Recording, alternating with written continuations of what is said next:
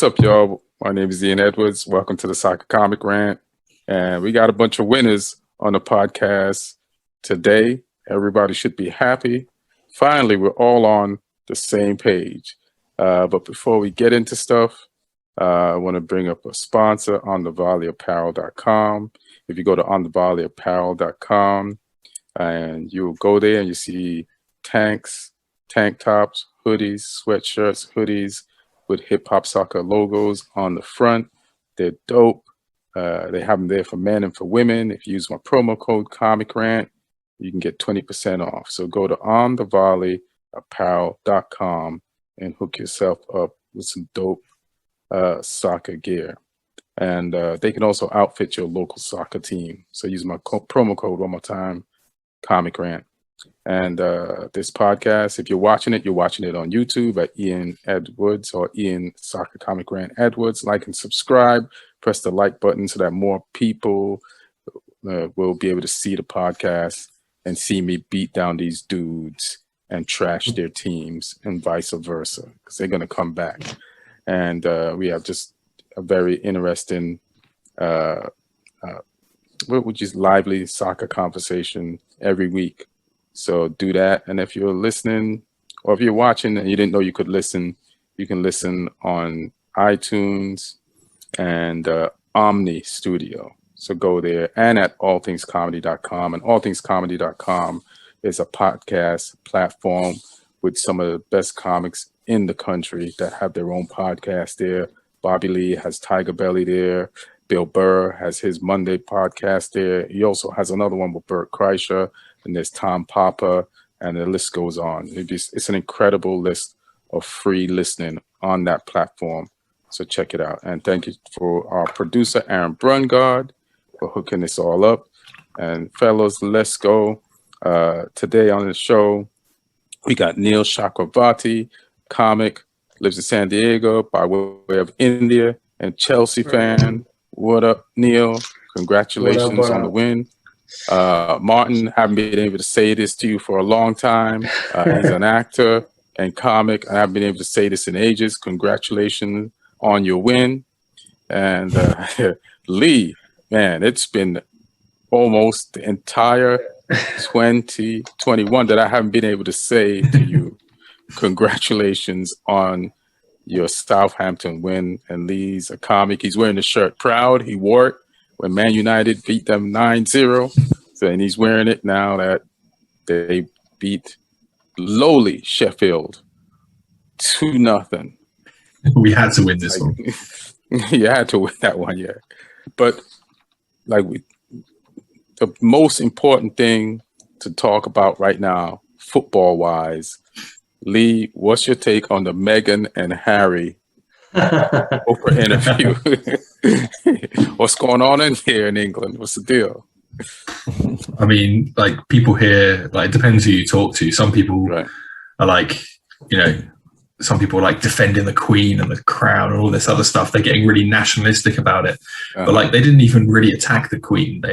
They sort of just said they've been treated badly by other people. So, I got full sympathy for all the claims they've made. It sounds like they've had it as rough as you can get when you're royalty. So yeah, I'm on their side, but I mean, it's other people's business. I don't really care. Right. I mean, logic-wise, just my 2 cents on it.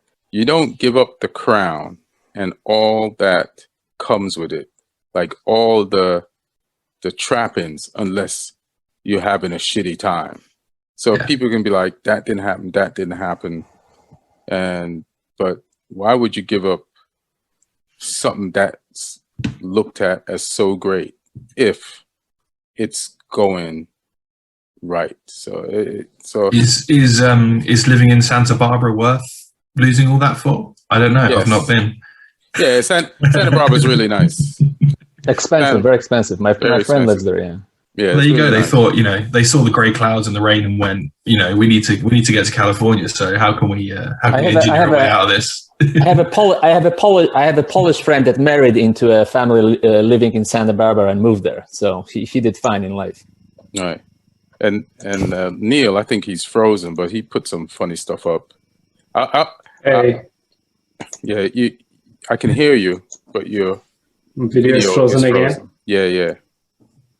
But I will say that about the Meghan stuff, the royal family stuff. Yeah, wait till you fix your video and then jump in. Okay. I'll just talk since people can see my video. Sure. Since my video is fluid, I would say that's the closest. Watching that interview is the closest I've ever come to watching the Crown. You know what I mean? And I feel like also watching that interview with like that's the real Bridgerton, and Oprah is the real Lady Whistle Down, and Martin has no idea what those references mean. But No. Hey, man, watch your Netflix. Neil, you there? Nope, he's not there. All right.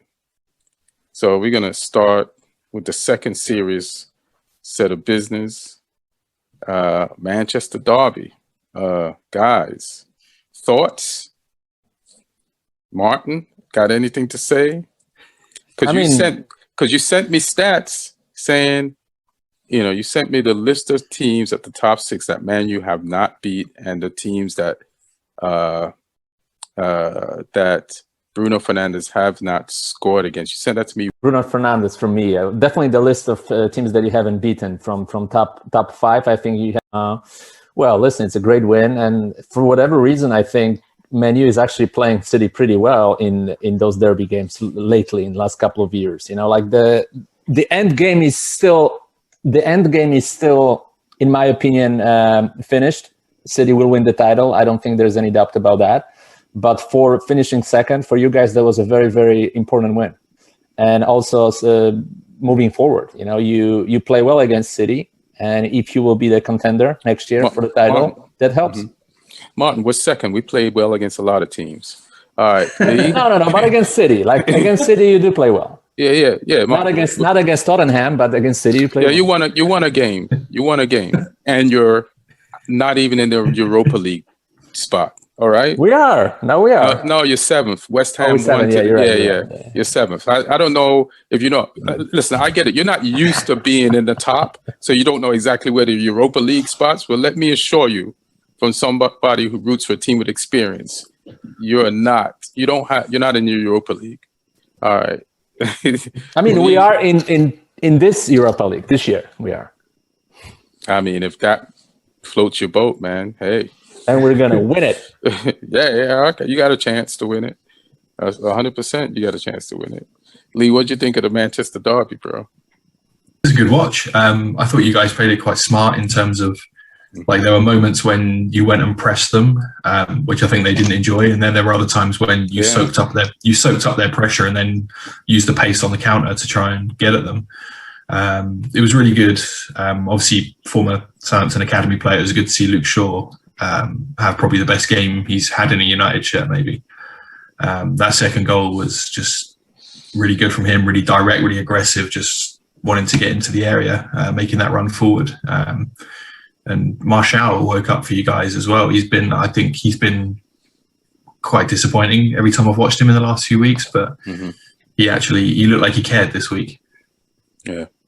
And Neil, come on, bring the praise. Talk about us. No, I feel like like this is the game that Solskjaer, I guess, when he sits with his whiteboard and he tries to draw up his tactics. And come on, I feel like this is the game that he wants to play this is every bad time. when Martin is defending Man. It's technically not that important of a game. No, but the funny thing is that I just mentioned that Solskjaer has something to do with tactics, and Martin completely cracked up. He's like, no, I'm not having this. Right. But no, I feel like this is the kind of game he wants to play. But what we often see is that even though you set up to play on the counter rarely comes. But a game like that we saw over the weekend is, I think, the ideal Manchester United under Ole Gunnar Solskjaer game where you are trying to do things, in a compact way defensively, but you're not just giving up on the attacking phase. And you're using the pace of your, front four to cause threats pretty much throughout the game. It's not just waiting till the 70th minute to do stuff. So I feel like a game like this, maybe it helped the fact that this is Manchester City, and if you stay boxed in all the time, they will get a few in. But I feel like this game is something that really the team and the coach can build upon and have a template of like winning game after game. Because I mean, this season, I guess with the draw versus Chelsea and the win now, you guys are pretty much secure in the top 4. So now looking forward to next season, this is a really positive sign. Yeah. But also Martin, let me say my first things about like my own team, and then you could jump in. I hope you remember what you're gonna say. I don't know if you noticed it was going like your turn, Lee, Neil. It's weird that I have to explain this whole system to you. But let me just say something. So I'm gonna read something off to you. All right.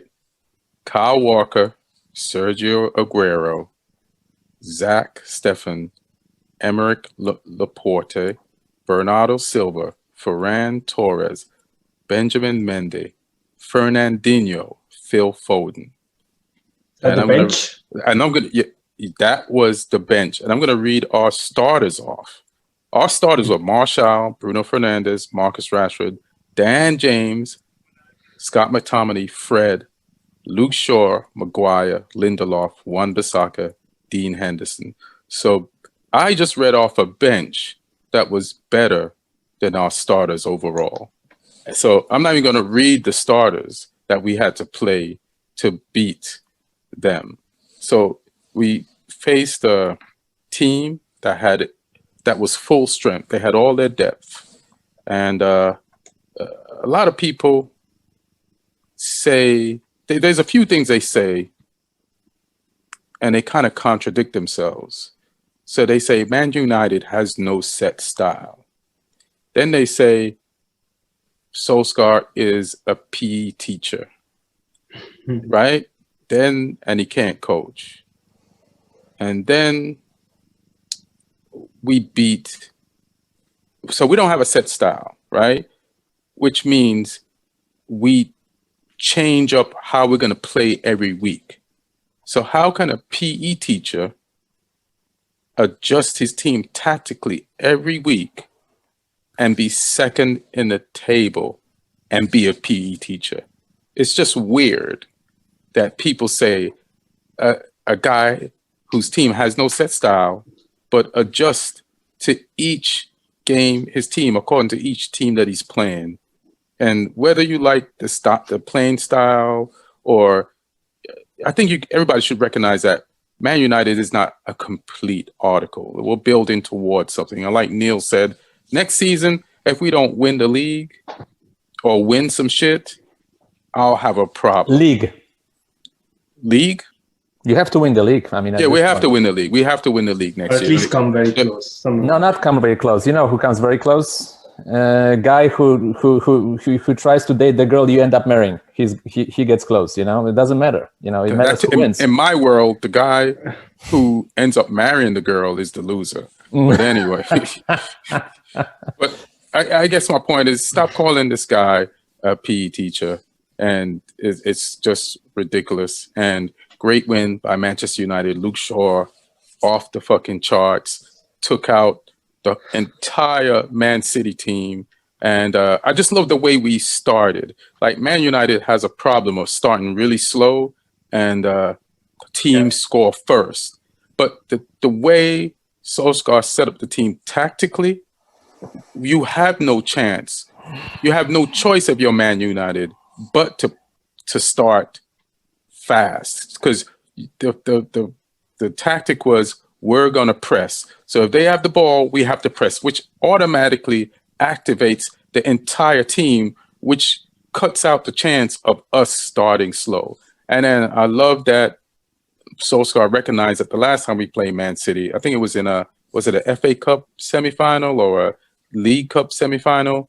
We left a lot of space because our defense was too low. So he took the chance of playing a high line with Maguire and Lindelof, and it paid off. When he squeezed them, there was no space, and they had most of the possession, but we pressed the shit out of them. They were uncomfortable, and we took the ball back, and we used all the defensive stuff that we've been doing all year to cover us. And Henderson did his thing. Great pass to Shaw.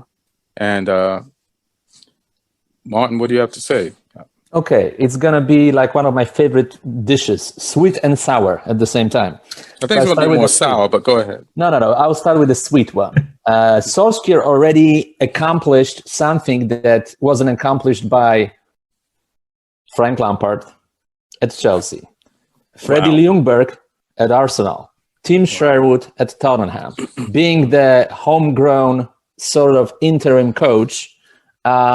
Some of them were short-lived, some of them a little bit longer, but none of them really survived. He survived. He survived quite a bit right now. So he's in a good position to continue to work, and that's already a big accomplishment.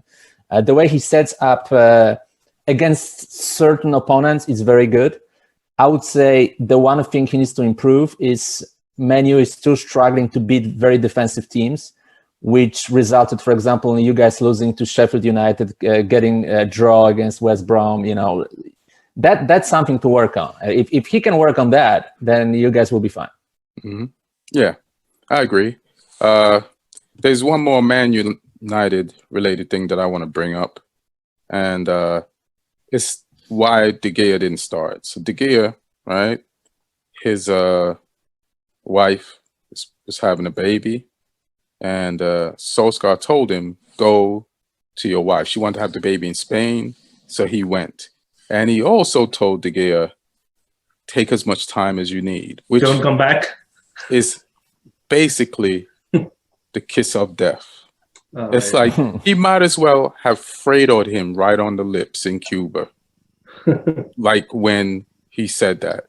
And I don't know if De Gea is going to ever hear this podcast, but I'm going to tell you the story of Tiffany Haddish.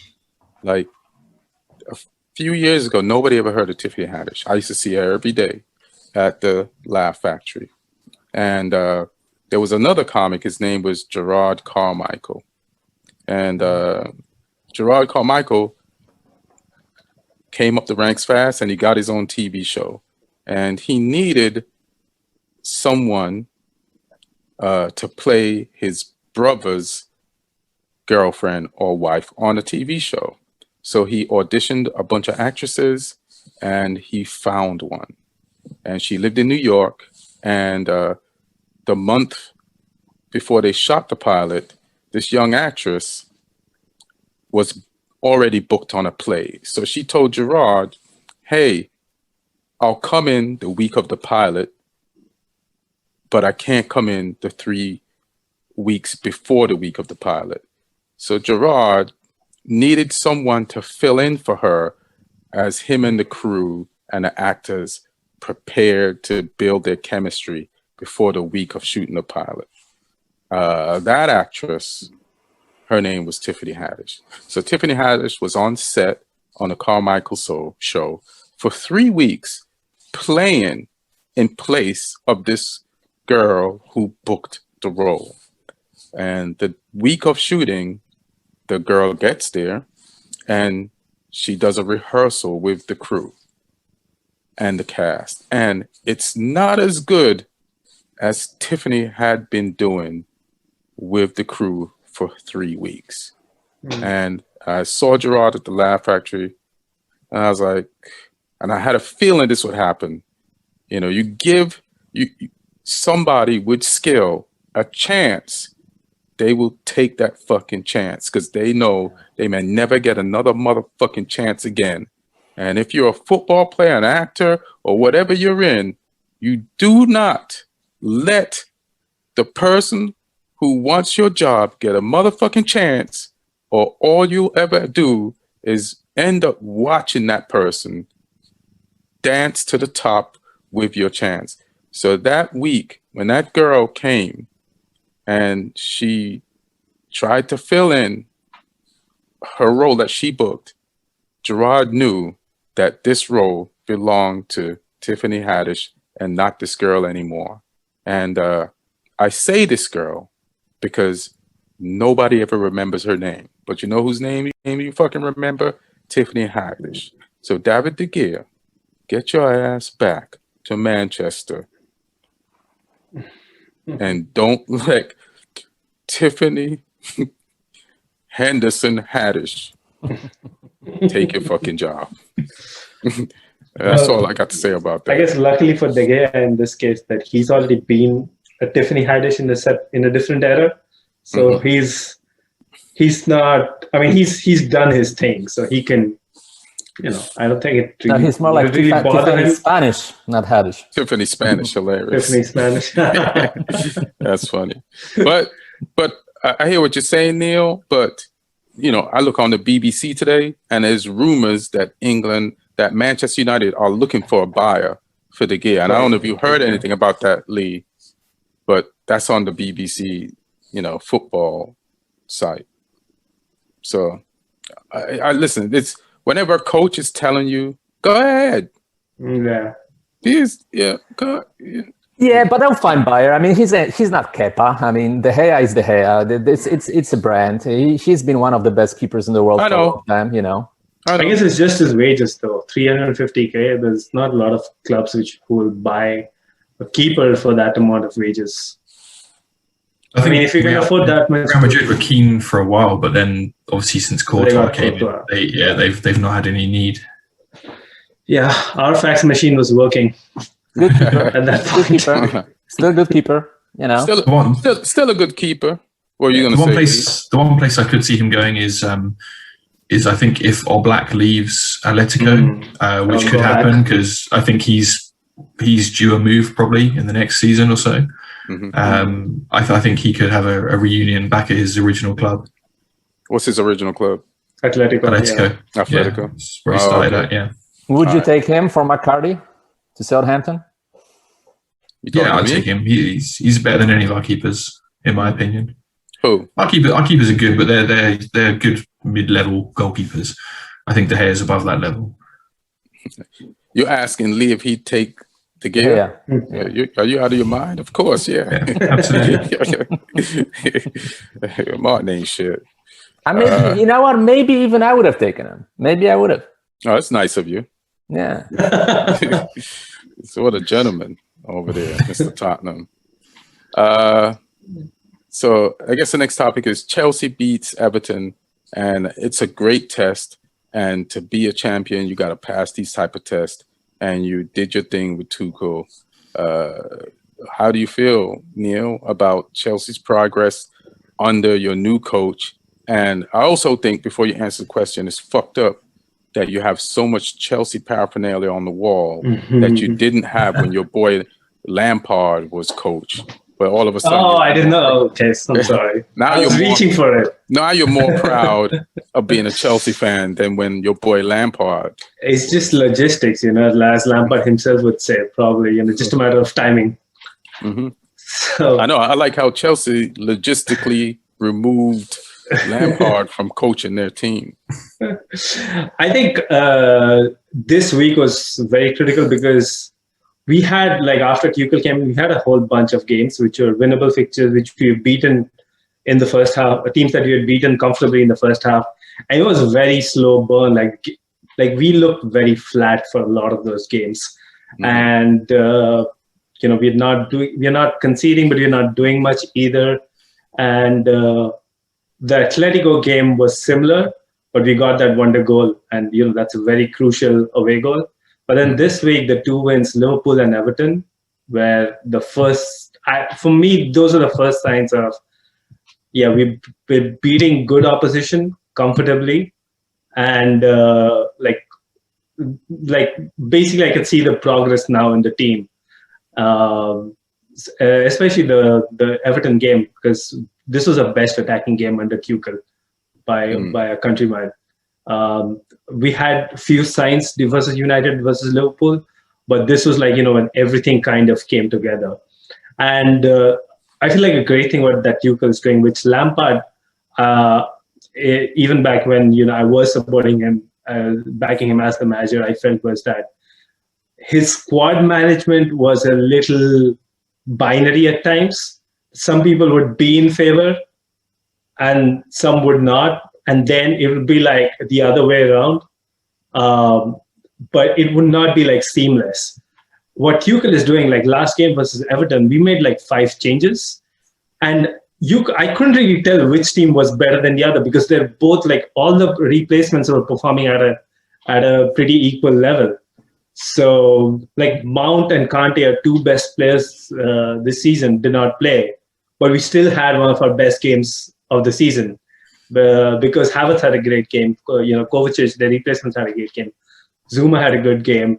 Who else? Marcos Alonso came in. He had a good game. Got the assist for the first goal, even though it was an own goal. Jorginho? Huh? No, Jorginho. Jorginho. Yes, Jorginho. Who you hate? Yeah, here's the thing with Jorginho. I just feel like he's not the prototype holding the DM that I like. If you're controlling the game, he is, and he can make those. He can control the tempo from deep. I just feel certain games you need somebody more tenacious than him in those roles.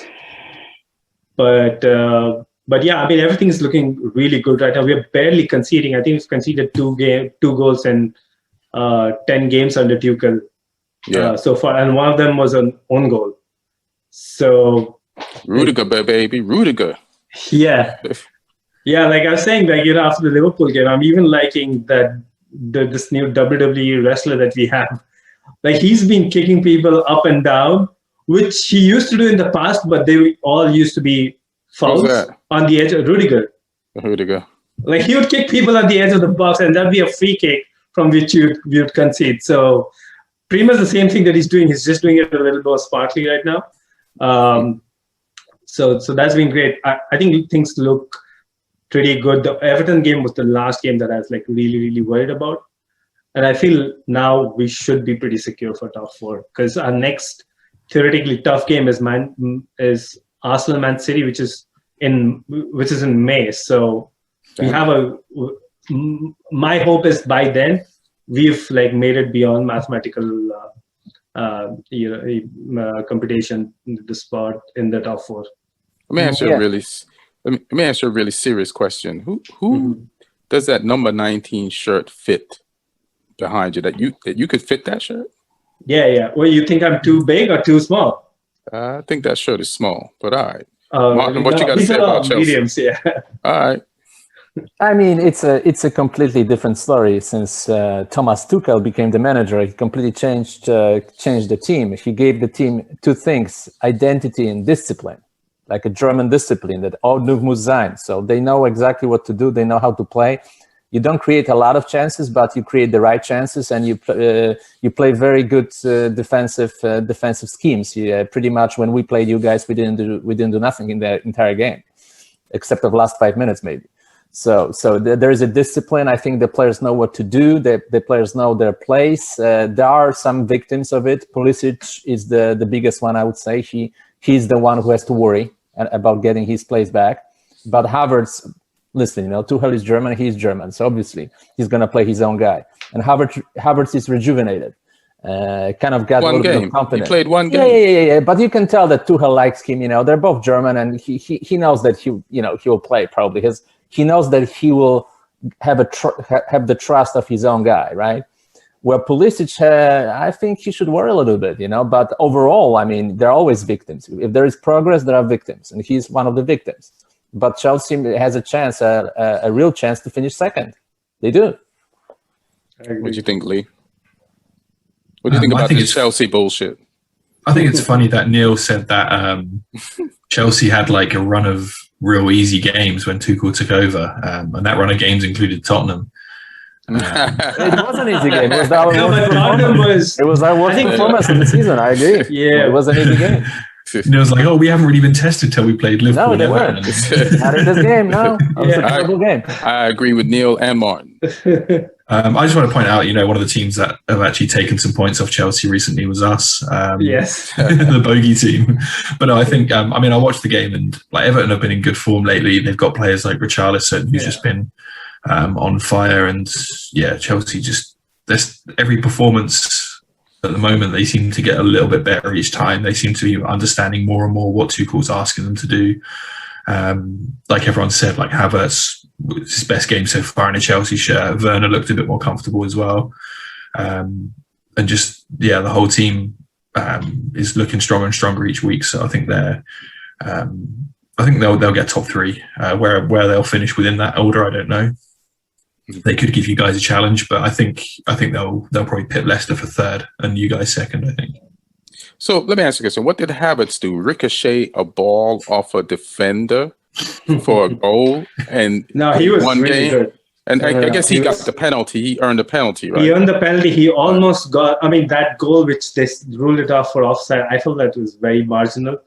It was a really good move. Like, of course you would feel it's marginal. He cushioned it and, took a neat finish. And the partnership between Havertz and Callum Hudson-Odoi. And I think Hudson-Odoi's form is the reason why Pulisic is kind of finding himself out of the reckoning. And Tuchel did this really weird thing in the press conference. He was asked about, Pulisic's the only guy who hasn't started a league game under Tuchel. Right. And Tuchel is like, well, it's my fault. It's just that, I know so much about him. So I know what the impact he can create in 20, 30 minutes off the bench. So that's why I'm not starting him. Well, he got him on at the 90th minute. So it's like he's doing this weird, girlfriend boyfriend thing, when you're trying to break up, like, it's not you, it's me. And Pulisic should be a little worried, but again, it's in his, he will get chances. I don't think any drastic decision is going to be taken over the summer. So as long as he can stay fit and get a, run of games where he's available, when maybe others are not, that's your window of opportunity. But like the form of folks like Havertz, Mount, Hudson-Odoi, and now if we can get like folks like Ziyech, Werner's been so patchy. Like I'm trying to get really worried about Werner because he's again missed two really good chances this game. And like how long do you wait before some of these go in? He's doing a lot of good things, like his attitude, his running, his presses are really, really good. But you're on your bread and butter as somebody who scores goals. You have to at some point. He had an assist the game before, right? He scored a goal. He scored a goal that was the offside goal. The offside goal. Yeah. Oh, okay. But I think it will come good though. I think it's just a patience thing. Like Neil said, he's doing almost everything right apart from the finish. So I think the goals will come. Yeah.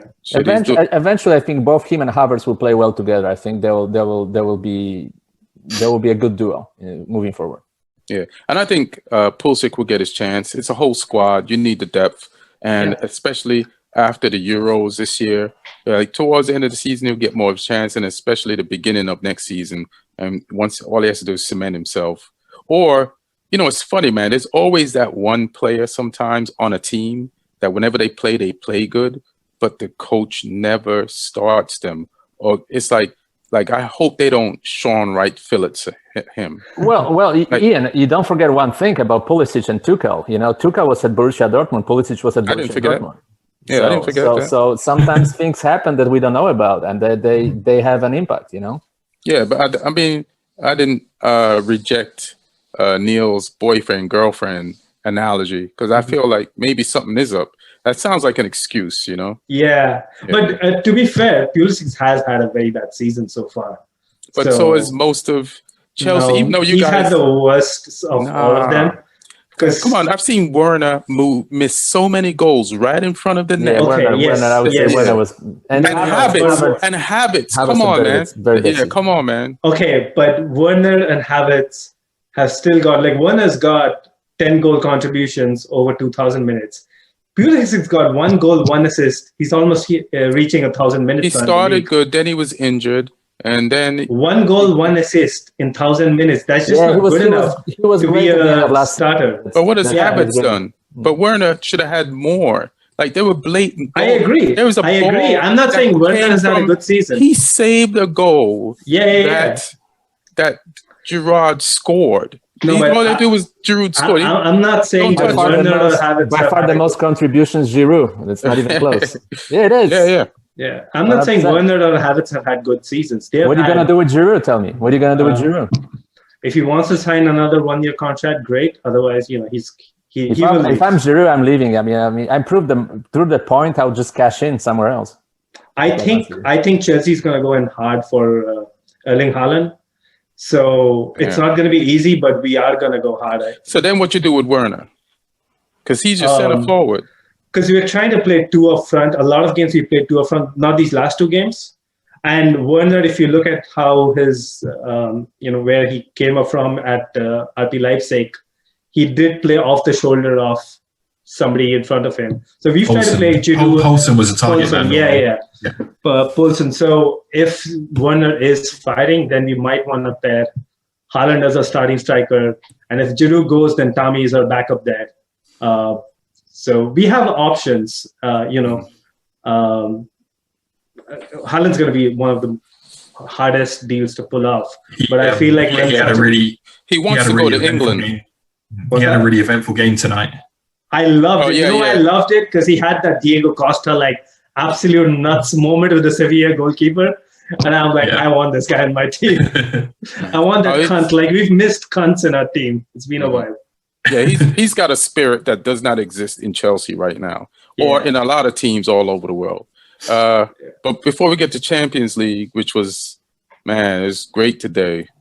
It's amazing. Liverpool getting beat by Fulham, and also Fulham sending a formal invitation to Newcastle and Brighton Hove to join the relegation battle.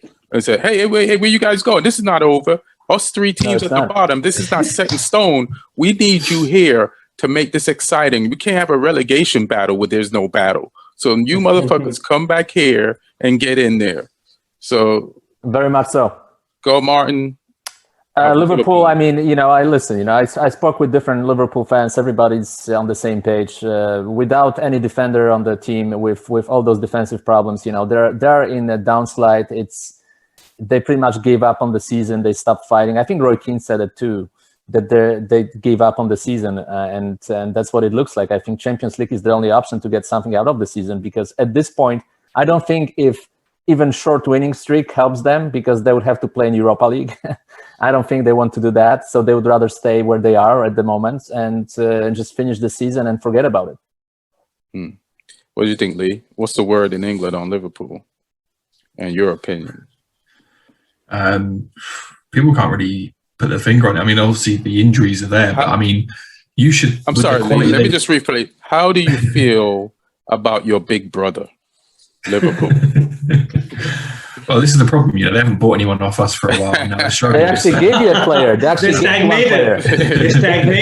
You have two players you have from Liverpool, Ings and Minamino.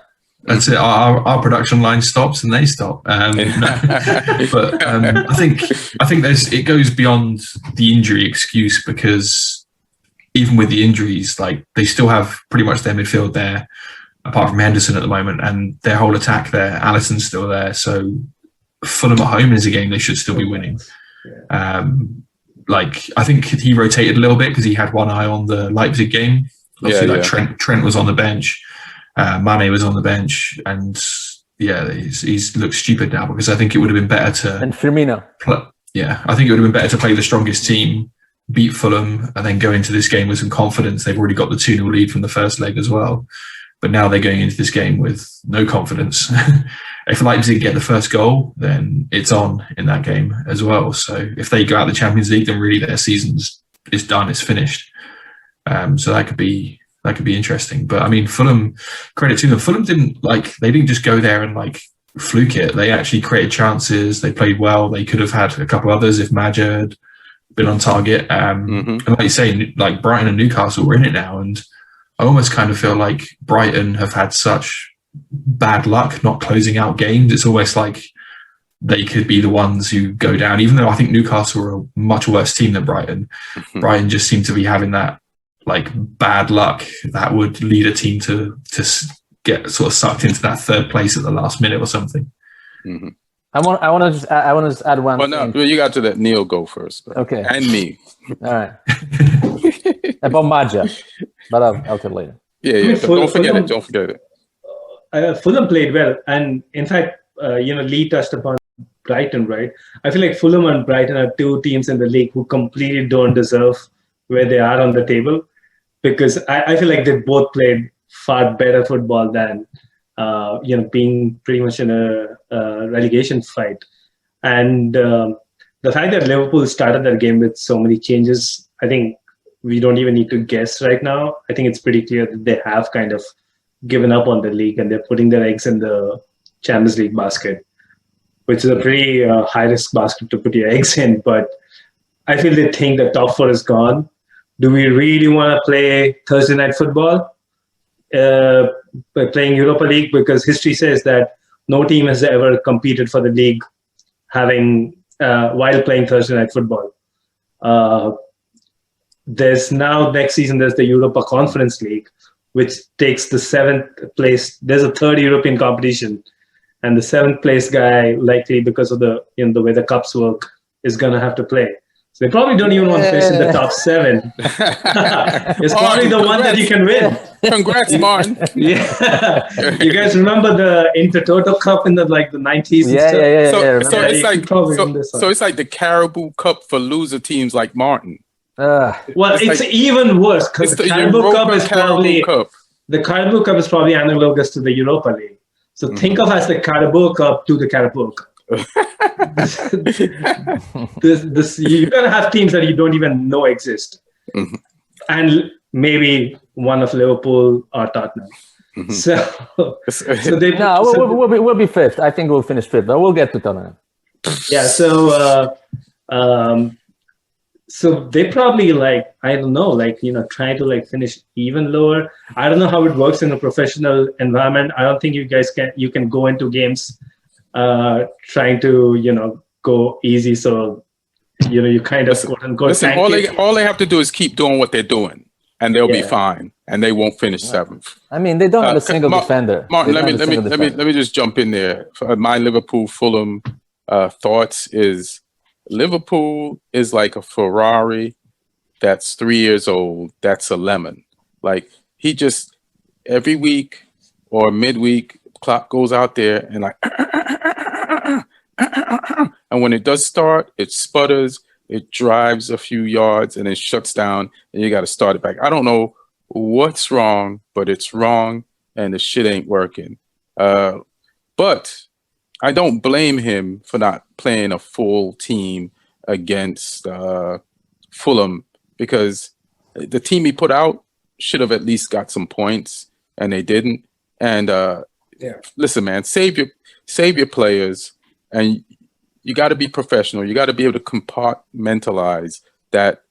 Yeah, you need a win to go play Europa, to play Champions League, but you're also going to play a team that you beat. And they beat them at Atletico, right? Or was Budapest? This is Leipzig. But it's Leipzig. So they beat them away. So it's like you're like they're going back to the same ground now as well. They're back home, right? No, they're playing this one. Yeah, originally it was going to be back at Anfield, but now it's just Budapest. Yeah. Okay. I think it actually probably benefits them because they can't win at Anfield right now. So yes, right, exactly. So I would listen, if I can't win the league, I'm going to win Champions League. And I didn't know that stat that Neil just mentioned.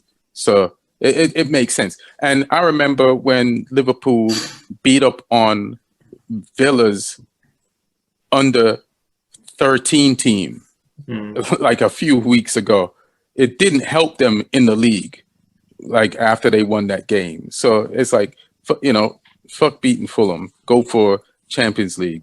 And as far as Fulham is concerned, Scott Parker is at least proven that he's a coach. He can ball. If you give him some money, he'll do the right thing. First of all, I like what Fulham did in the transfer window. Like, they learned their lessons from the last time they were up and they went right down. They spent all this money. Like, they started the season with what they had with some new additions, but then by the transfer window, they bought some key additions that work. And if they can survive this, and just get some money and buy some forward. They have them and Brighton Hove. I want them and Brighton Hove to stay up because I like attractive football, and they play some beautiful football without putting the ball in the back of the net. So I fucks with Scott Parker. And Martin, I don't Best know. dressed man in the Premier League. Best dressed manager in the Premier League. He looks like Robert Redford, but I don't think he's the best dressed man. He's the littlest manager I've ever seen in my life. He's doll size. Yeah, I've seen him live when he played for Chelsea. Actually, he was one of the Roman Abramovich first buys when Jose Mourinho became. No, he was actually Claudio Ranieri's. I think Claudio Ranieri bought him. Yeah. He was a very, very good player. I mean, not very talented, but very good, hardworking player. And that's they bought him from Charlton, as I remember. He was one of the best players at Charlton, and he played for Chelsea. And I think he played for Fulham at the very end of his career. Yeah, for sure. But I'll tell you guys one thought that I had watching Fulham last week. It's almost 1 year anniversary of lockdown and pandemic and everything. And I remember exactly a year ago when the pandemic started, and Josh Maja became this internet sensation because of the Sunderland documentary, the second season, right?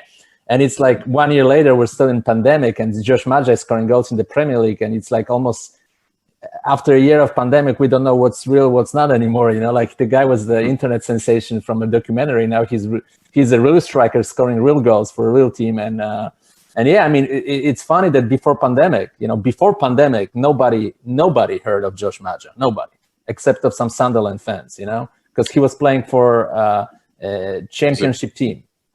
And then he went to, was it France? Bordeaux, right. So like, and he's on loan from Bordeaux, right? Yeah, so only a very few people who knew who Josh Maja is, and then he becomes this internet sensation because of pandemic, and everybody's staying at home and watching the documentary. And now he's actually a real player. I mean, it's pretty cool. So are you saying that Liverpool could solve their centre-back problems by signing Joe Exotic? maybe, like right now, any centre-back. It's almost a 1 year anniversary. As soon as he gets out of jail, Liverpool will be waiting for him. So this next topic is Tottenham beats Crystal Palace 4-1. Bale scores 2 goals, and boy, does Real Madrid have a player on their hands.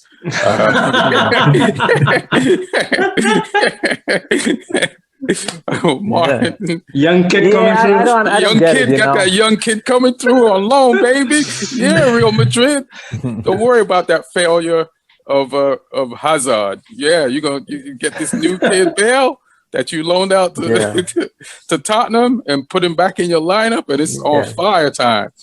So what's up, Martin? How you feel about Mourinho I told you how I feel. I mean, I don't feel that good about Mourinho. I mean, I think he will still do the job result-wise, but I think he proved that he doesn't have the right strategy for this team.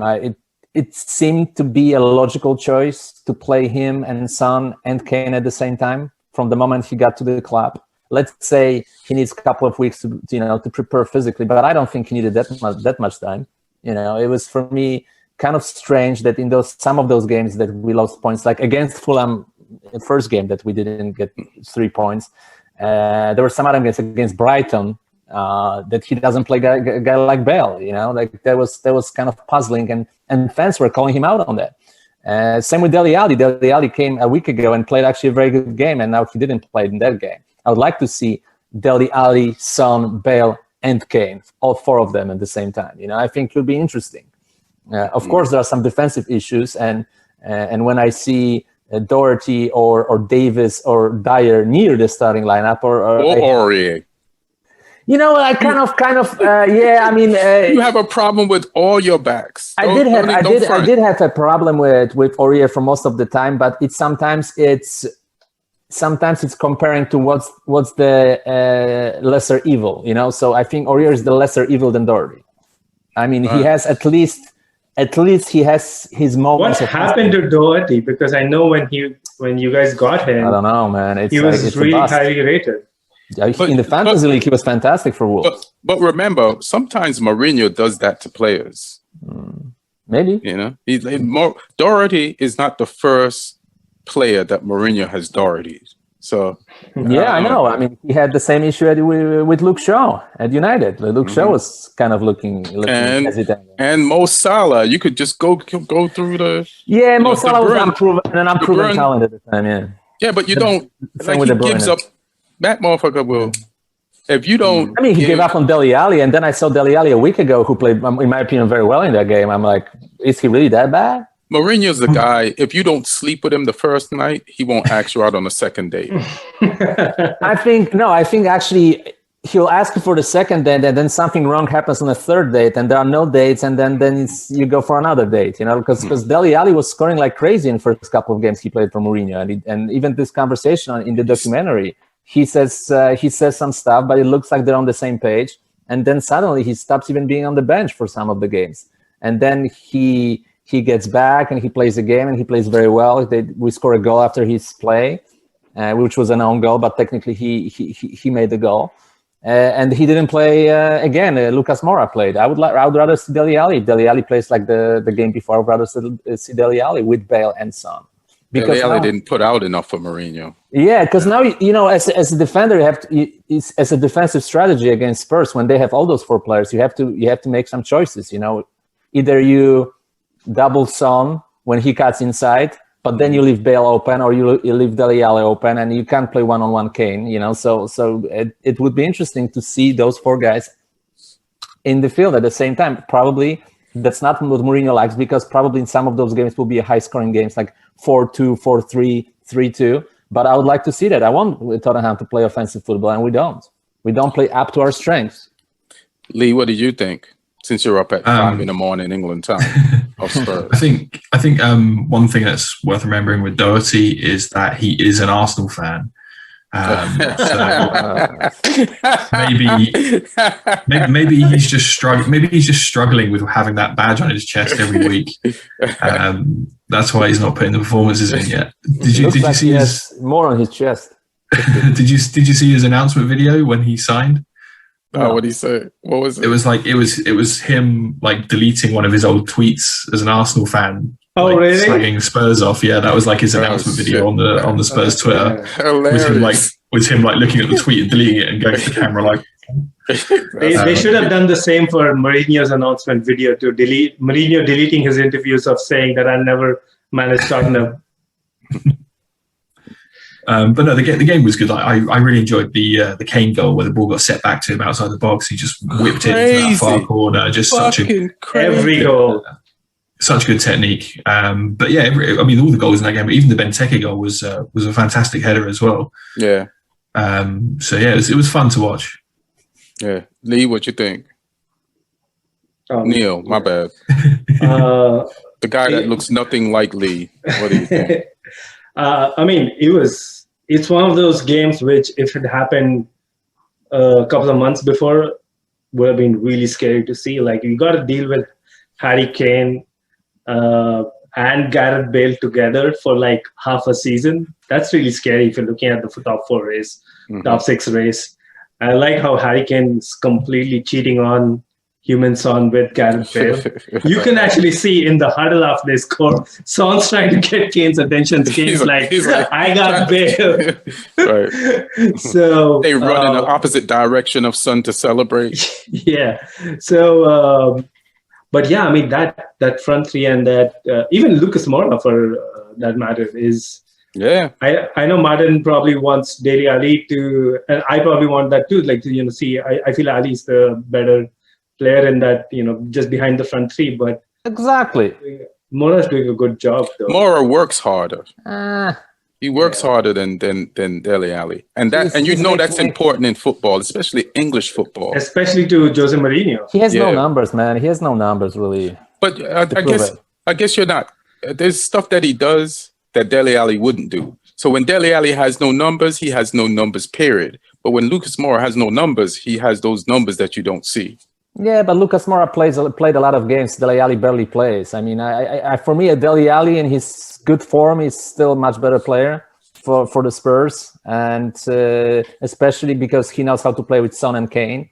And I think he would learn how to play with Bell. I think their games fit each other, but I just don't think that could work under Mourinho because, we've seen what Pochettino did with PSG against Barca. That's the type of football I'm like, I've seen it. I've seen it in my team. I've seen that kind of football. And of course, it went south at the very end with Pochettino. But if we could get a coach that would take risks, and I'm sure that after a couple of more losses, Lee's team would give us one for next season. I would be happy. I would be happy with our team playing that kind of football, that Southampton does at times. The whole time I was thinking when you were talking is like, let Neil finish what he had to say. No, I was just going to say that, so they are playing attacking football right now. Now, whether that's whether that's the tactics or whether that's just the natural ability of having these superstar attacking players on the pitch together and their chemistry, which, obviously they've worked on it they've had enough time now to work on it. You never know, but I feel like as long as Mourinho is happy with the defensive structure, like if you have a goal, if you have a game, even if you win that game, but you can see like 2 or 3 goals, he'll shut it down again. But till then, the Spurs are right now the biggest challenger to anybody who's currently in the top 4. Okay, all right, that's a nice compliment, Martin. I'm gonna say something, and then I'm gonna ask you, Martin, like, what do you think is gonna happen? So, like, and I think I said this in the last 2 weeks. It's like your best players of your Spurs are attacking players, but Mourinho, when he got there, he's defensive minded. So he started the focus of the team on the players who are his worst players, which are his defensive players. But now with this offense kicking in gear, is he going to do the right thing and make the team more offensive focused and take some chances to let in some goals and go for the wins? Do you think he's going to do that? I mean, we won 3 games in a row, so that's a good start. We just have to play. Our best defensive players, and not really changing that anymore. But it's not. Did Mourinho change anything from the other games that he lost? Yeah, we played Bale, Son, and Kane, and Ali a game before, and then this time it was Mora. But it's better to play at least those 3 players that I mentioned together. So Bale is the one that made everything change, is making the clock tick right now. It's the fact that right now you have one goal scoring threat in Son on one side, and second goal scoring threat on the right side, and a guy in the middle. Yeah, that changes for sure, 100%. Right. I would say that Dele Alli would be the 4th one if we put Dele Alli there with those 3. Have anybody here ever seen Bale? Not Bale, my bad. Kane was like basically a midfielder. He's like a false nine in this game. He was just like taking the ball from defenders on his team and making passes. He was so, and I was like, in the beginning of the game, or even I was like, he's not going to score anything. I said, let me see if this plan works. But not only how does somebody play that deep and still get 2 goals? And what was it, 2 assists? Like, that is fucking crazy. And that goal that he scored is, which goal I'm talking about, because he scored more than 1. But that might be the goal of the year. It was like, you don't score from that angle on a regular basis. And there's certain goals that people can score. Like, that's the type. When you're on that side of the field, you usually use your left foot to curve it to that side of the net. He used his right foot. And so I got to give him props for that. But, let's see what Mourinho is going to do from now on. It's crazy. Like, they have the 3, like, if you look statistically, they have 3 of the best 4 attackers in the league this season. They should not be 7th. So, I mean, they can still make a run for it. I feel like their biggest problem right now is going to be that the team that they're closest to in the top 4 is us. And we are also on the upwards trajectory. If it was Leicester. Don't forget about Leicester. But Leicester is another 3 points ahead of us. So then you have like I think like a 8-point gap with like. Don't forget, they don't have Madison. They don't have Madison. They have a couple of major players. They don't have Barnes either. They don't have Barnes either, and they slipped last year. So True. I feel like Brendan Rodgers is gonna slip, but the slip has to happen. Like the last game versus Brighton, which they looked like they were going to lose for the longest time, or at least draw. Then they won it at the end. So if Leicester starts the great grandfather lost the game. again, due to his players, they played a great game. I felt they did better than Leicester. Yeah. Grand problem, man. They lost the game last minute.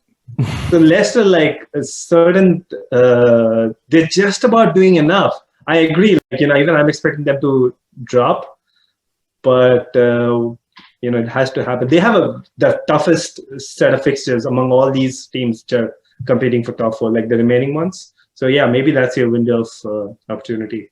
They seem to just pull players out of nowhere though. Like this week, without like Maddison and Barnes and people, they had a kid, Tavares. Yeah. Young Portuguese kid. Like I hadn't seen him play much for them previously. That was his first start. He was everywhere. Yeah. He was making stuff happen. So they just seem to have like someone unknown that can just come in and fit a position every time. It's like they got a cheat code. Like Tavares would have scored if he had more experience in that game. So it's like, it's scary to see what that kid is going to do. Like based on the progress of all the other players that you never heard of until last season and how good they're doing, and Tillemans and all these guys. And now they got a Tavares. Where the fuck you get a Tavares from? It's crazy. There's something I wanted to say. So Martin, I like how, and it's not just you, but you guys like, yeah, we just got to let's get Leicester's place. But you also have to pass Everton and West Ham to get to Leicester. And that like these teams are not, West Ham is not fucking around. Like Jesse Lingard is on one, bro. Yeah. I think they'll actually finish top four, to be quite honest with you. And I think we'll finish fifth because it's just too much of a gap. I mean, if we beat Arsenal, maybe we'll get a momentum, but don't forget we still play a cup final, we still play Europa League, which I think both of those competitions he wants to win. So I would say we'll probably finish fifth or sixth. I don't think we'll slip below sixth. I mean, we play better right now, and we have our players healthy, and I think we will finish either fifth or sixth. However, West Ham is very impressive, and David Moyes is doing a great job. Very underrated for years. Because he's done a good job at Everton, and he's now doing a good job at West Ham. Cresswell is playing very, very well. I think someone will buy him this summer. I think Cresswell will join. Someone will pay big bucks for this guy. And Lingard probably is winning himself place on the English team for Euros. I know, he scored again. Although he missed the penalty technically and he scored the rebound, but yeah. Yeah, it's funny because they let him take the penalty this time because the last time he earned a penalty, he fought Declan Rice for it and Declan Rice took it. And then he apologized and congratulated Declan Rice. And this time it was like, go ahead, Lingard. And then he gets it saved. But then he's lucky he recovered that shit. I just don't like the way he celebrates goals. It's one of the most annoying ways of celebrating goals. Yeah, you're right. You're right, 100%. Just links. Yeah, I don't understand why you're blowing a flute. This is ridiculous. It's fucking ridiculous. Why are you playing a recorder? What are you, in the elementary school in England? Lee, sorry we took so long to get to you, but he's been on this podcast, loss after loss after loss after loss. And then some of the losses weren't just losses. There was some losses. There was like 3 losses in that one loss. But now you come through wearing your proud shirt right after Lee and Southampton finally won a game and they beat bottom of the table Sheffield United. How you feeling, man? We needed that. I was actually more nervous for this game than some of the others because I was like, we just seemed to, like say, I said on the previous games, like we put so much effort in, but nothing was happening in front of goal. We just weren't getting the goals, weren't getting the results. And then this game, I mean, Nathan Tella, the young kid, probably the best game he's had for us. He looks like he's starting to settle into first team football. He's got out of those under 23 habits of being able to just turn it on now and again. It was his best game for us. Obviously, Ward-Prowse didn't fuck around with a penalty. He had a good game overall as well. Just worked hard, and Shea Adams' goal was ridiculous. The technique to strike it the way he did was, probably the second best goal of the weekend after Kane's, or maybe Shaw's as well. But Yeah, I mean, it's just nice to see us get those points, and especially with Brighton losing and Newcastle only picking up a draw, it gives us it stops us from getting sucked into that fight. Right. Lets you turn down the invitation to join the relegation battle. I think you're safe, though. Yeah, I think you should be safe. You had a lot of injuries. Mm-hmm. And, you did the hard work at the beginning of the season. Yeah. You got a whole bunch of points. Yeah. So did Spurs. We need like 7 points from 11 games now to hit 40 points. So we should be fine. Although I am worried because we got City tomorrow night, or tonight, depending on when people see this, or it might have already happened when people see this. But I think like United have like poked the beast there, and I think we'll get the angry backlash.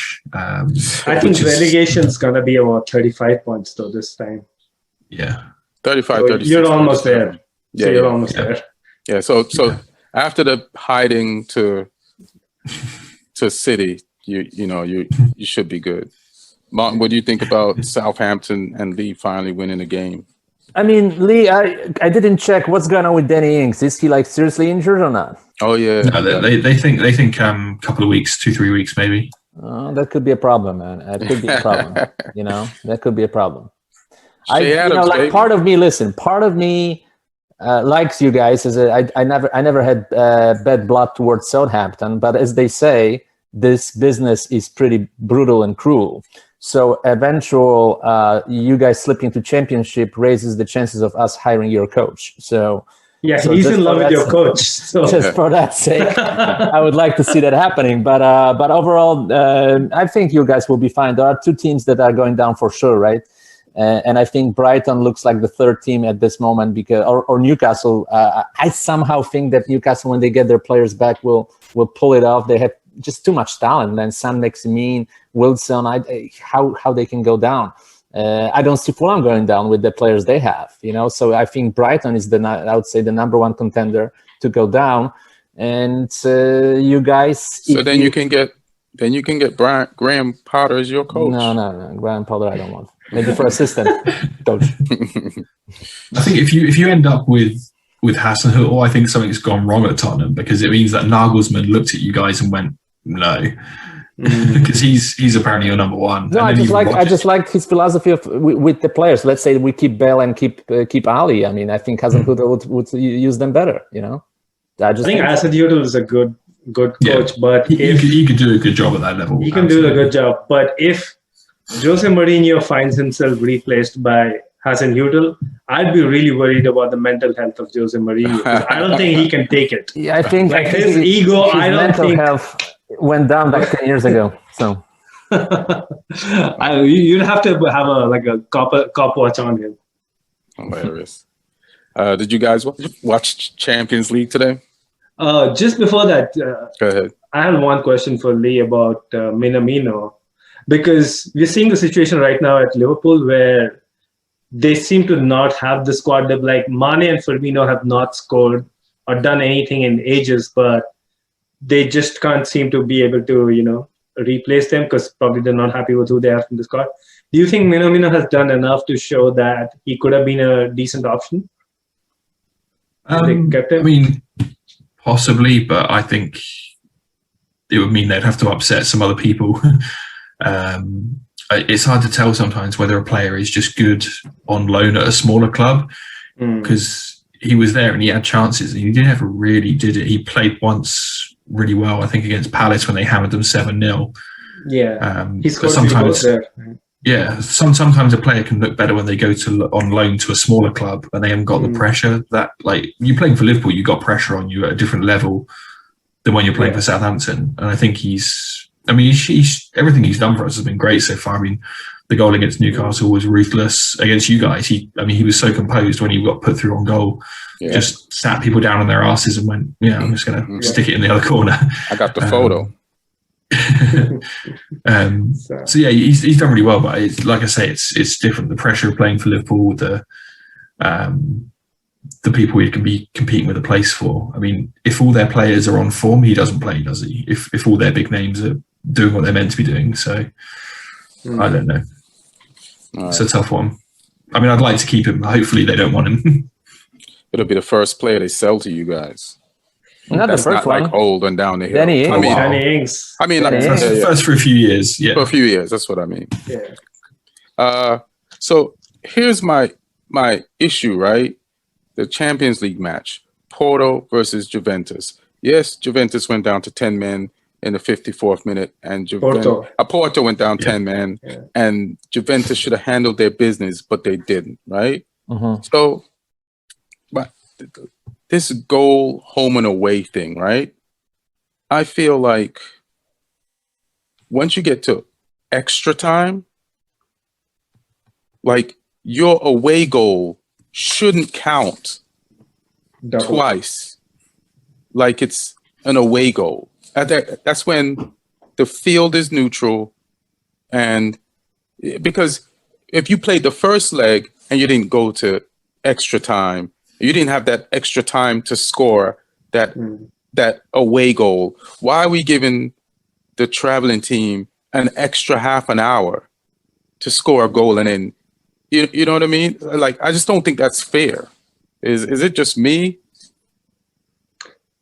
No, I think this rule was forever, and it created a lot of drama in the past, and I kind of like it because it promotes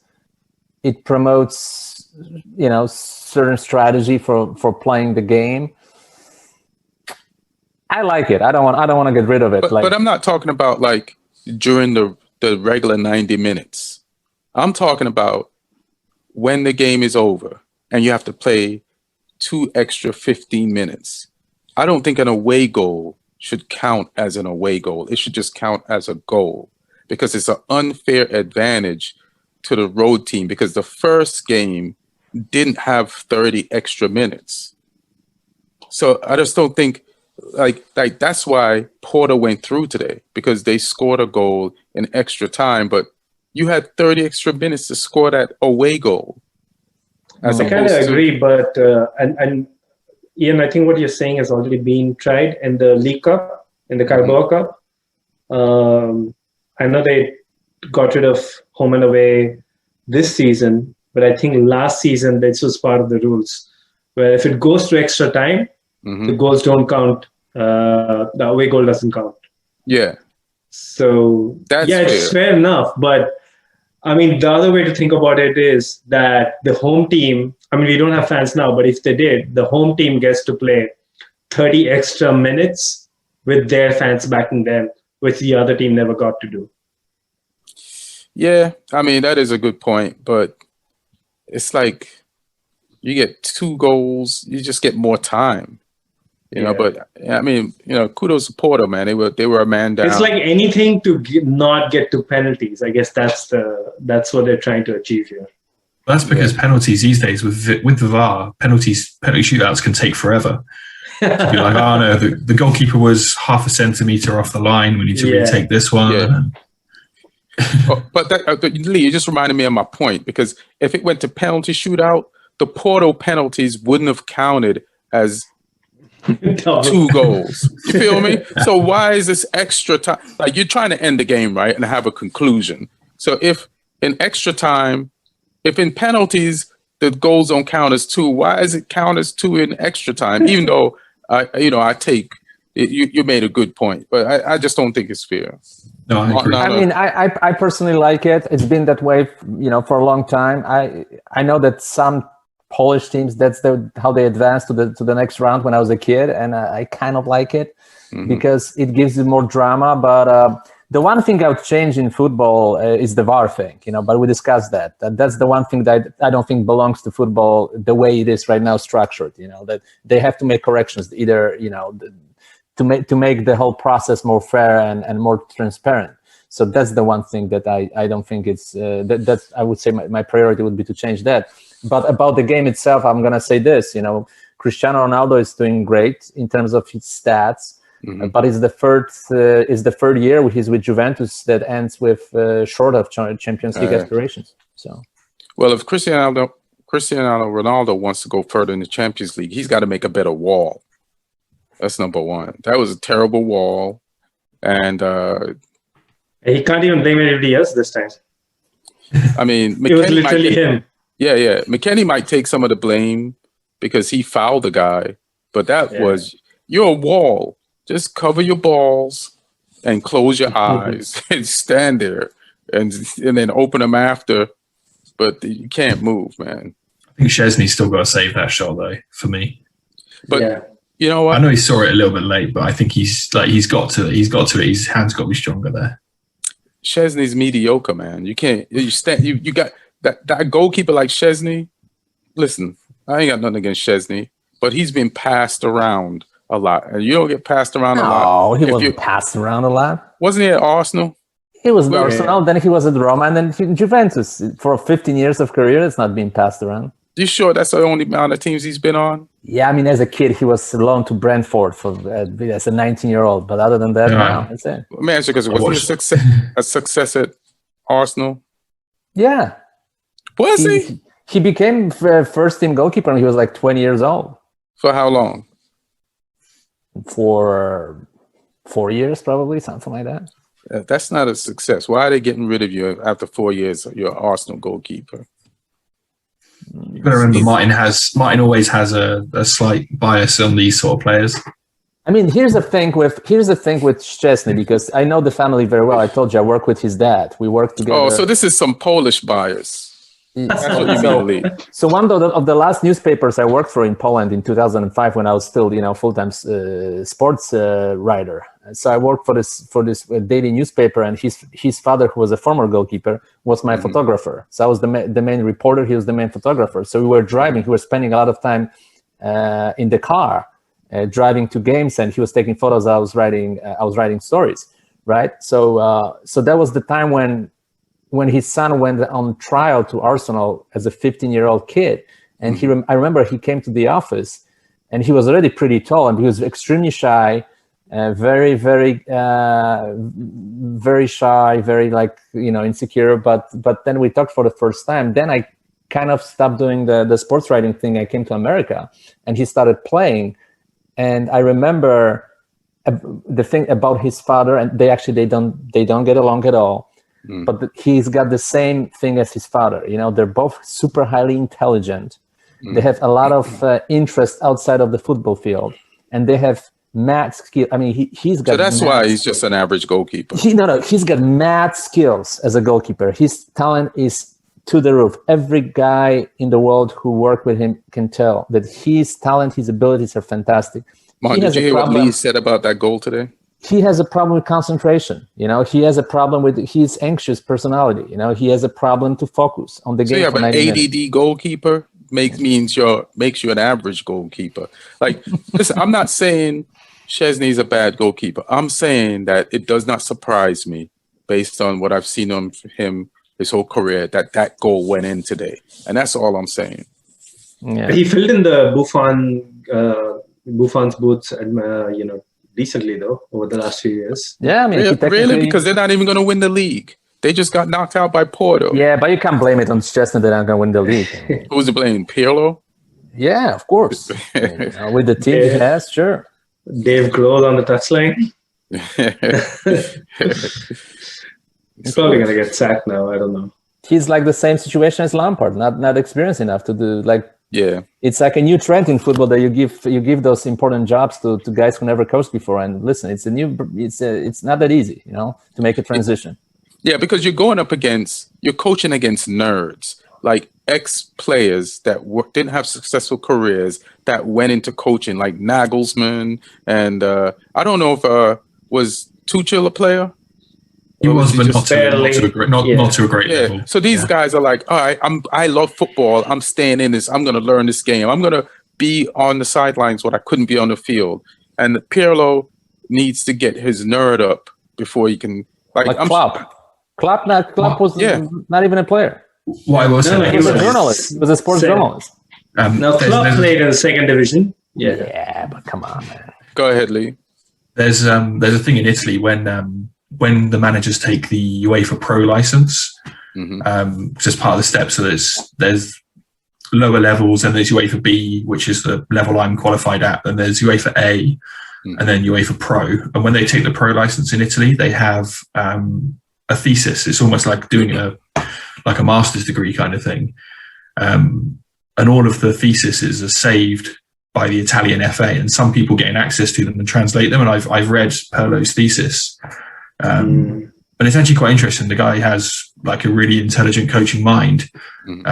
It's maybe just a lack of experience, but his theoretical knowledge of the game is actually it's pretty bang on. Like, guys, look, Boniek, Maradona, like we can name great players who are really bad coaches, right? Really, but you can name great players who are great coaches. Not Zidane, that many. Pep, okay. Koeman, Cruyff. I mean, Pep was a very good player, but I wouldn't call him a great player. He wasn't a great player. I'll give you that. Player. Koeman was a very good player too, but not a great player. I don't know. He's pretty Antonio good. Conte. Koeman scored a winner in a European Cup. He did, and he's remembered for that. He's remembered for that. I mean, he wasn't like a great player. It was right. I mean, you look at Van Basten and Gullit were great players. You look at the top three coaches in the last, last 15, 20 years: Klopp, Ancelotti, Guardiola, Mourinho, right? Ancelotti was a good player. Ancelotti and Guardiola have won European Cups. So on one of the greatest teams of all time, but he was only a sub on this team. Yeah. So he wasn't a great player? He was a very good player, but not a great player. That's what I mean, though. So, yeah. He was a sub. I remember that Milan team very, very well. He was a sub for Van Basten. Marcus Simone was even ahead of him. It was only Marcus Van Basten. and Van Basten wasn't a great coach. And Gullit wasn't a great coach. Rijkaard was okay coach, but listen, Rijkaard laid the foundation for and he does not get props for that shit. I always fight for Rijkaard, man. But Van Basten wasn't a great coach. Come on. But there's people I can't remember that were great. Like Cruyff developed an entire football system that the whole world is using. Yes. That's an example. That's an example of guy who did both. Yeah, 100%. All right. So that was a Juventus Porto game. Lothar Matthäus, terrible coach. All right. Haaland sends their fake sends Sevilla and their fake Atletico Madrid stripes home. What do you think of Haaland's performance today in the Champions League, y'all? It was eventful, wasn't it? I mean, I think Neil touched upon it earlier that he was a bit of a bastard on the second penalty or the retake after he had the first one saved when the keeper was off the line and the keeper celebrated a bit. So when Haaland stuck the retake in, he's gone and given the celebration to the keeper, and then all the Sevilla players wanted to fight him, and it was it was. What did they run up to him and then realize how tall he is, and then try to pretend that they're not backing down? Get the entire team. Get the entire team. Then you're talking. Who attacks Bam Bam? Like, well, the best thing was it was Dortmund players that were holding the other Sevilla players back. Like, you don't want this. You don't want it. We tried that in the training session. It didn't end well for us. You don't want it. Yeah, did you see Sergio Ramos bounce off Haaland in a game in the Champions League? Come on, man, get out of here. Yeah, kid's a monster. Yeah, kid's a monster. He's Bam Bam, literally. Like, I just like his energy, his spirit. He loves the game the way his teammates love him. I feel like I was watching the game, right? But I couldn't really watch the game. So they gave a penalty, right? But in order to give the penalty, they had to go back in the footage to give the penalty and take away a goal. Exactly, and take away a goal that he did score to give him the penalty because they were looking at, because I feel like they felt like that was a foul against the defender. I don't think that was a foul. So I said, let's go back to the penalty and give him something. But they should have just said that wasn't a foul against the defender. The defender tried to put his body on him, bounced off like it was two magnets being pushed up against each other, flew the other way, and then just the way he put the ball in the net. Like, it's just like, how the fuck do you do that shit? And I was watching an interview with a Dortmund journalist, and they were talking about Lewandowski compared to Haaland at the same age, and Haaland is past Lewandowski. I think Haaland is past even Messi and Ronaldo at this age, in terms because he's gotten to 20 Champions League goals. I think he's past. Yeah, but come on. I think he's past. What about Ronaldo at this age? But I don't think he's past Messi at this age. What about Mbappe then? Mbappe passed everybody at this age, you know. Think so? They're two different types of players for me as well. Like, I mean, he won everything. The guy can retire and then he'll be happy ever after. Hasn't won a Champions League. If he retires, he's Dave Chappelle of football. Exactly. So he'll come back 10 years later and still win the title. He'll still be fast. What did you think of the Dortmund game today, Marno? You didn't get a chance to check it out. I didn't get a chance to check it out yet, no. Anything to say on it, Neil? No, but I'm going to say one thing about Lewandowski that you mentioned because it's very important. He scored. And because you're Polish. Yeah. But also it's important. He scored 3 goals. He scored 3 goals against Dortmund, right? Mm-hmm. So he's got 31 goals. One of the biggest, if not the greatest record in the history of club football is 40 goals Gerd Müller scored in one Bundesliga season 40 years ago.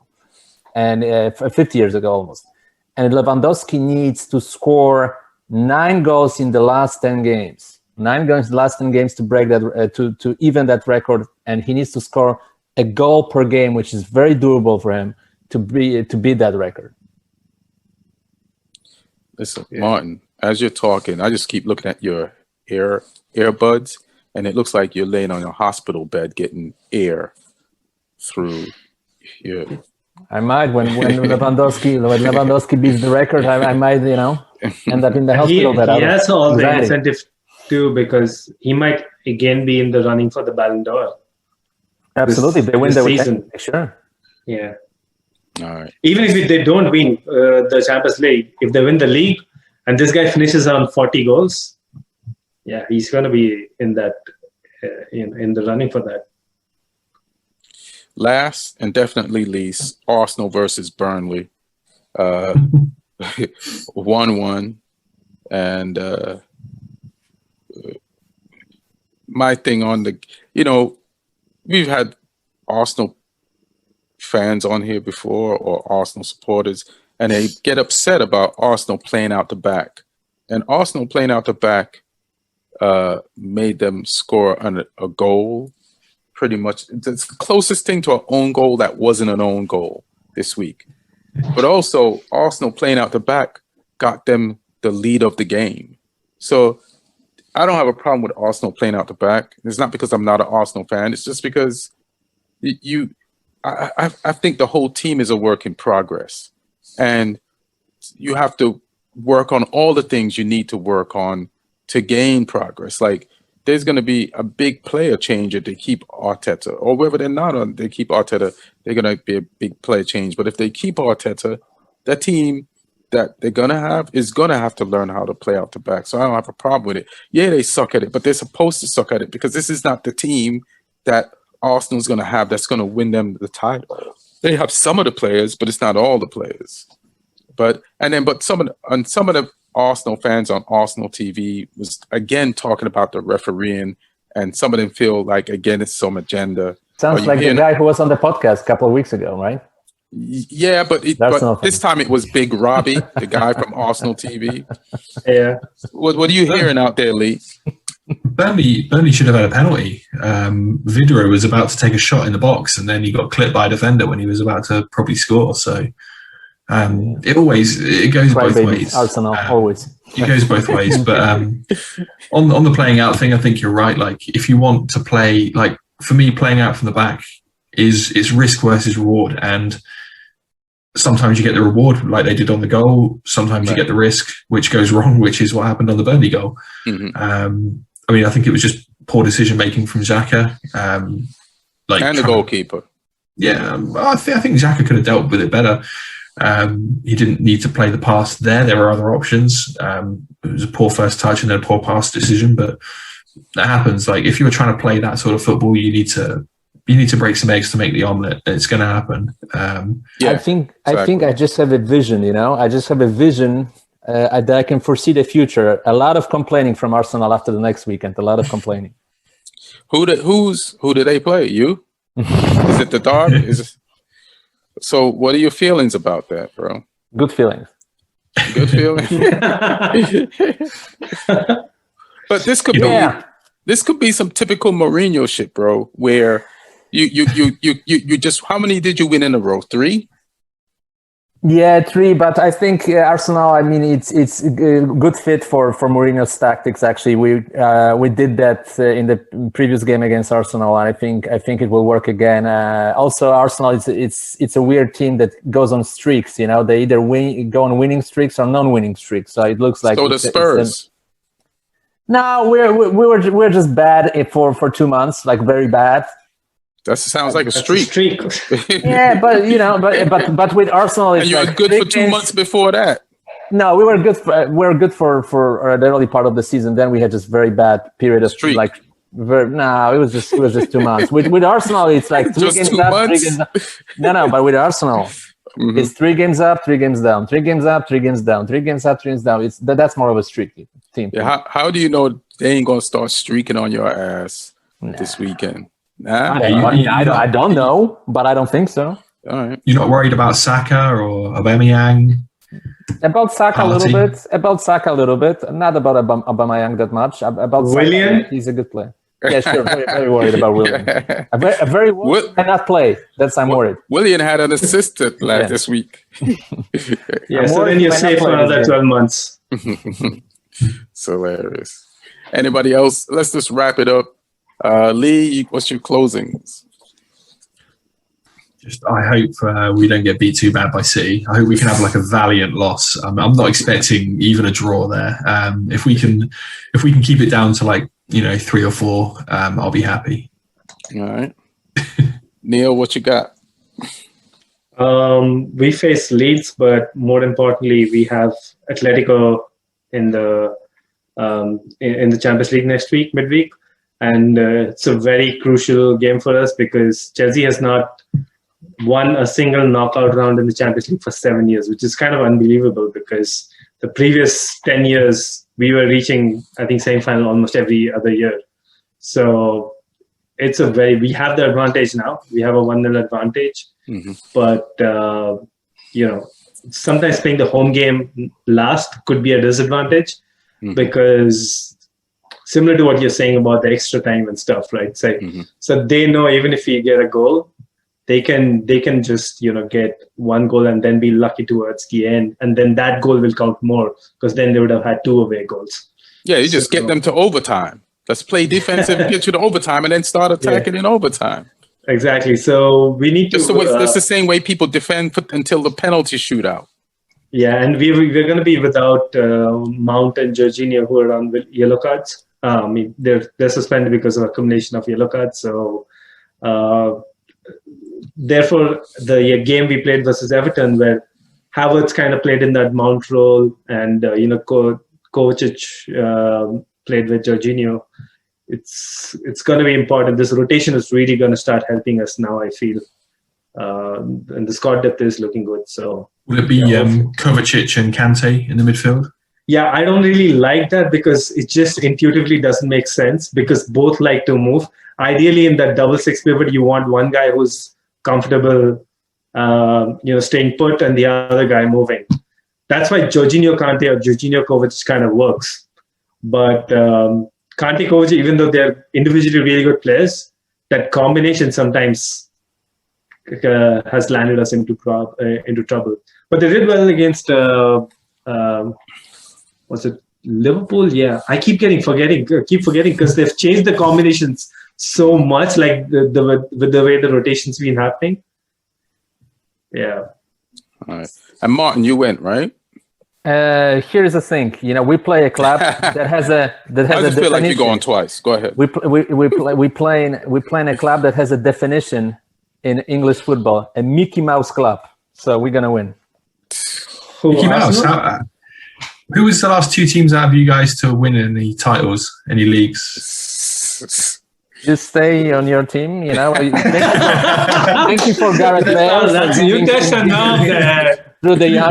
Thank you for giving him good football education as a junior. I appreciate that. And he will make a good use of it this weekend. His Southampton-based skills. The player that Liverpool missed. Martin, question for you, because this is something I think came up in the last podcast. Would you, because if you either win the Carabao Cup or finish top 4, I think Mourinho's gonna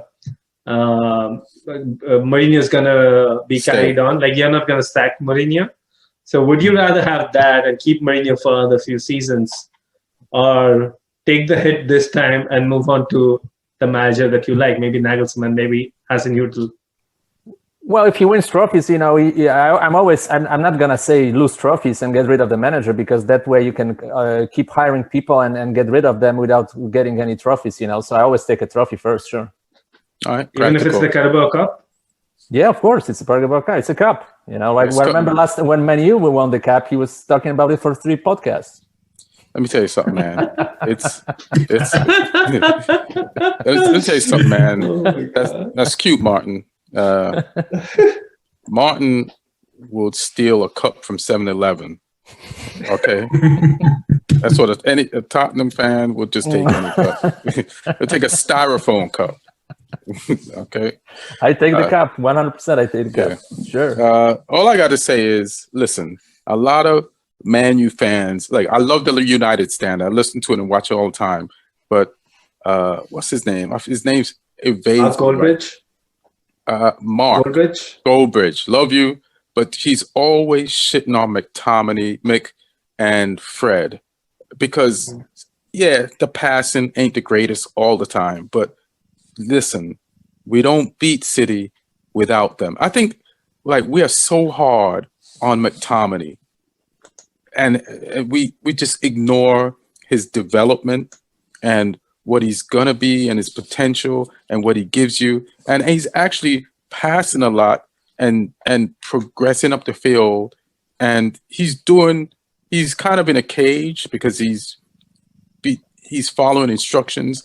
But I just need United fans to believe in McTominay more. And I need United fans to give Fred props. Yeah, he lost the ball a lot against Man City, but what midfielder in a battle like that wouldn't lose balls and make bad passes against that City press? But he also made City cough up the ball. He made De Bruyne cough up the ball more times than I've ever seen De Bruyne cough up the ball in a season in one game. So it's like, hey man, we're second.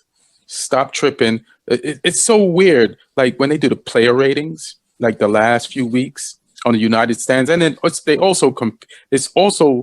he does his, and then the fans do theirs, and it's normally around the same. And we'll have a 0-0 draw or a 1-1 draw. But mostly, like the last few weeks, we haven't scored any goals, but we haven't lost any games. That means we've had clean sheets. But the fans are so pissed that we didn't win that the player ratings for like Wan-Bissaka will be like, for this game, it was 5. Let me ask you a question. Because he didn't go forward and create chances. Like, he's a defender, right? He's a defender. He's playing Man City, and we had a clean sheet. How the fuck is his player rating 5? He's a defender. He had to defend against De Bruyne, Gundogan, Foden, Sterling. Who else am I missing? Gabriel Jesus. And they didn't score. How the fuck is Wan-Bissaka's player rating 5 and he's a defender? It's fine, he didn't score, like, sure, but they didn't score, and his job is defending, not attacking. Yeah, we'd like him to attack more, but I just think sometimes fans they just judge very emotionally. There should never be any 0-0 game where the defenders get low ratings. They did their job. Maguire,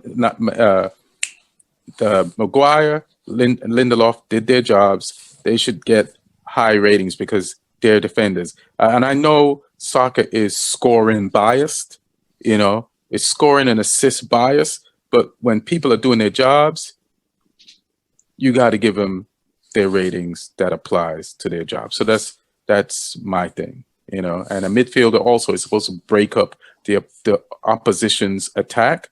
And Man City has a vicious attack, and McTominay and Fred broke that shit up for 90 minutes. It's not all about passing. It's about stopping too. So let's just look at that. Thank you all for being on here. You did a great job. Martin, congratulations on you know, the win. And Neil, congratulations. Lee, sorry about tomorrow. Aaron Brungard, thank you for hooking us up, producer-wise. And, we'll see y'all next week. Have a good time. Be safe, y'all. One love.